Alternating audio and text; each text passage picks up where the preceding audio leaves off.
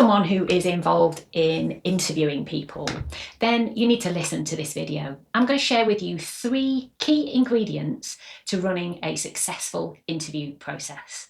The 3 things are the 3 C's. Number 1 is clarity. At the start of any interview process, you need to be crystal clear about what good looks like. What are the essential ingredients that the right person needs in order to both thrive in your environment and to deliver value for the business? A good question to answer is, if this person is successful in 6 months' time, what will they have delivered? And if you want someone to deliver those things over the 6-month period, what skills, capabilities and behaviours will they need in your business in order to deliver that for the business? And then you come up with the nice to have and then the must-haves for when you're interviewing as part of the process. So you're really clear about what you're looking for. So that's clarity. Communication is the next one.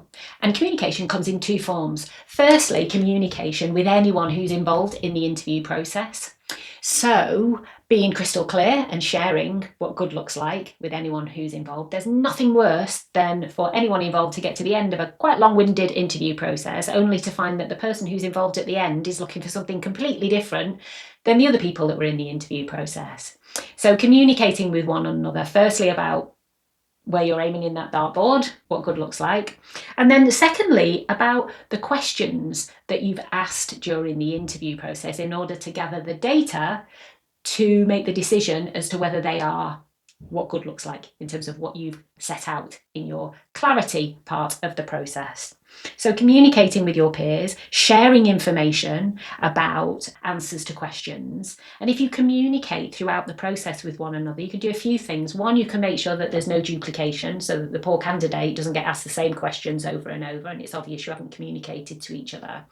But also secondly, if you've been involved and you've asked a question and you weren't really sure whether you gathered enough information or got a good enough response to that question, then you can say to your colleague, look, I asked this question, but I wasn't quite clear or I didn't have enough information. I suggest you dig deep in this area.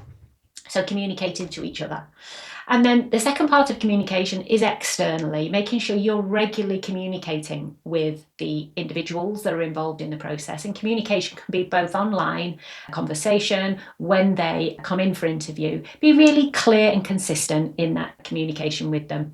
And one gotcha can be if you've not yet made a decision, you go quiet on a candidate.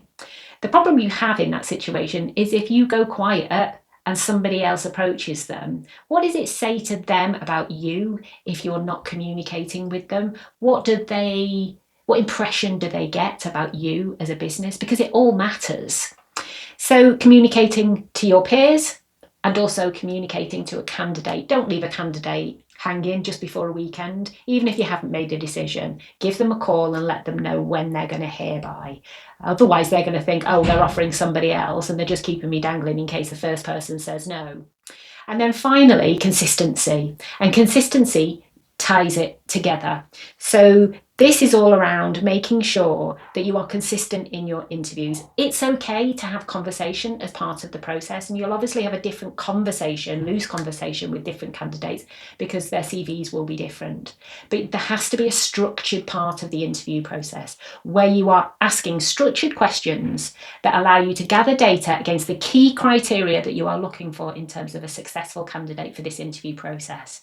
I would always recommend that you also have a rating. So somebody against this particular criteria, if they're a 10 out of 10, this is what we want to be looking for and this is what we want to hear. If they're a 0, they've bombed on that part of the process. So consistency is really important because if you're having different conversations with different people and you're not consistent in terms of the questions and the interview process, how can you compare one another? I would always recommend that you write your notes after an interview immediately after before you dive off into another meeting. We're all busy, but I'll guarantee that even if you do your notes at the end of the day, if you've had the interview earlier in that day, you won't remember everything that they said during the interview. So it's really important that you take your notes, and they are there to share with your colleagues in terms of your thoughts and the responses to those questions. So the 3 fundamentals to embed into your interview process are: number 1, clarity; number 2, consistency; and number 3, communication. And if you want to learn more about making sure that you can build high performing teams and hire the right people when the time is right, follow me and you'll see more videos around this topic.